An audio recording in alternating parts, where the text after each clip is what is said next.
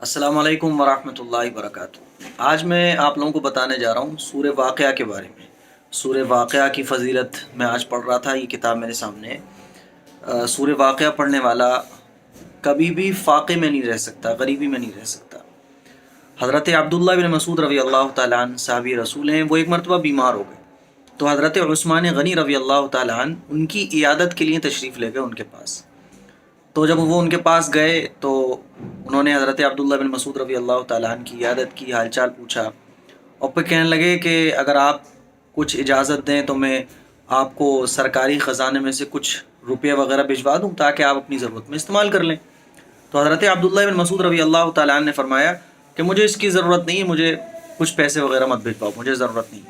تو حضرت عثمان غنی رضی اللہ تعالیٰ عنہ نے فرمایا کہ اگر آپ کو ضرورت نہیں ہے تو وہ مال آپ کی اولاد کے کام آ جائے گا، کیونکہ حضرت عبداللہ بن مسعود رضی اللہ تعالیٰ عنہ کی 11 بیٹیاں تھیں، 11۔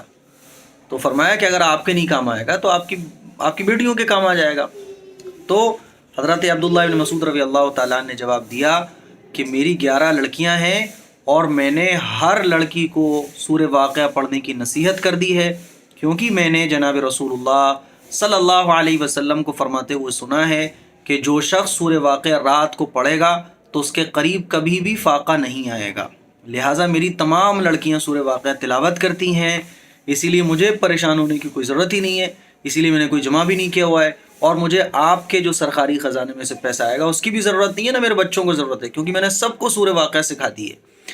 تو بڑی زبردست صورت ہے سورہ واقعہ، جس گھر میں پڑھی جاتی ہے اس گھر میں فقر و فاقہ، تنگ دستی، بے برکتی نہیں آ سکتی ہے۔ اسی لیے دیکھیے حضرت کی 11 بیٹیاں تھیں اور 11 کی 11 سورہ واقعہ پڑھا کرتی تھیں۔ تو جن بھائیوں کے کاموں میں برکت نہیں ہے، پرابلم ہے، گھر میں بے برکتی ہے، پریشانیاں ہیں، تنگ دستی ہے، کام نہیں چل رہے ہیں، جاب نہیں مل رہی ہے، نوکری نہیں لگ پا رہی ہے، دکان نہیں چل پا رہی ہے، وہ سارے حضرات اپنے گھروں میں اپنے گھر کی خواتین کو کہہ دیں کہ مغرب کے فوراً بعد، مغرب کی نماز کے بعد سورہ واقعہ پڑھ لیا کریں، اور ہر ایک شخص مغرب کے بعد سورہ واقعہ پڑھنے کی عادت بنائے۔ سورہ واقعہ پڑھنے کے بہت فائدے ہیں۔ اس سورت کا ایک نام سورہ غنی ہے، سورہ غنی بھی ہے، اور یہ مفلسی کو، بے برکتی کو دور کرنے کے لیے بہت زبردست صورت ہے۔ اسی لیے آپ سبھی حضرات سے درخواست ہے کہ سورہ واقعہ مغرب کے بعد پڑھنے کی عادت بنائیں، خود بھی عادت بنائیں، گھر کی عورتوں سے بھی کہیں کہ سورہ واقعہ پڑھیں، انشاءاللہ رزق میں بہت برکت آئے گی۔ اس کلپ کو شیئر بھی کریں تاکہ یہ میں اپنے مدرسے آتا ہوں اس وقت میں تو لائبریری میں بیٹھ کر کچھ پڑھ رہا ہوتا ہوں تو ذہن میں آتا ہے یہ چیزیں آپ کو بھی بتا دی جائیں، اسی لیے اس کو شیئر بھی کریں۔ السلام علیکم ورحمۃ اللہ وبرکاتہ۔